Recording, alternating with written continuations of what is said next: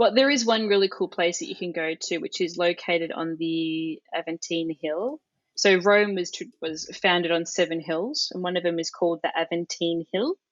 The Uh-huh. Palatine Hill is where you'll find the Roman Forum. So the Aventine Hill is close by, but it's another neighboring hill. And there you will find a famous keyhole. When you look through it, you're looking through basically a hedge garden, and it draws your eye to the center, which ends up on the dome of St. Peter's. That's really cool. So you'll see people queuing up at this door to look through the keyhole. And if you look through it, you will see this hedge. So it's a private garden, it's a secret garden.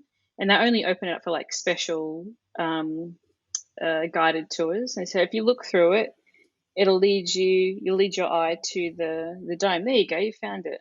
It's pretty cool because you're on the other side of Rome, Mm-hmm. and all of a sudden you've got all these people queuing up at this building that you can't even really see because it's behind this door, this massive sort of gated entrance.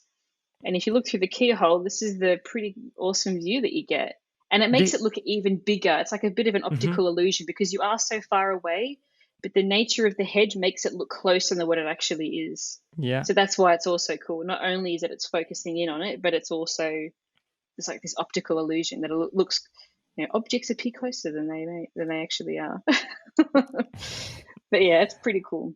That is very interesting. By the way, is Mm. that on the Aventine Hill? Yeah. Okay. Hmm. Because in London there is something similar. I'm not sure if you're aware. There are certain locations that you're just not allowed to build.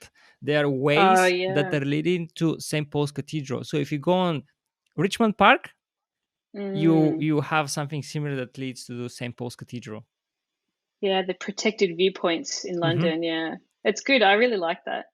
I mean, Yeah. like, back when London didn't have skyscrapers, St. Paul's was, the tallest structure in London.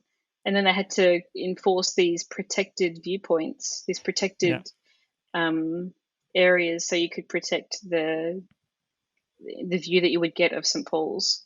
Wait, So it is. is that how That's this the looks like? door. Is Yeah, that the that's the door? door.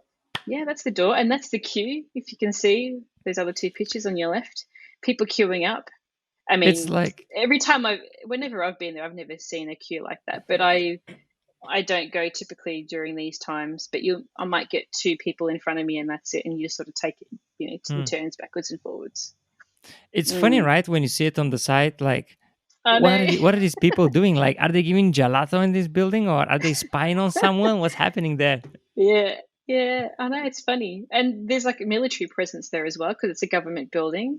So what's on the It's other side of the building? Is it just this wall? What's there? So on the other side, so there is a lovely garden that you can access. But yeah, this is one of the two institutional seats of government of the Sovereign Military Order of Malta.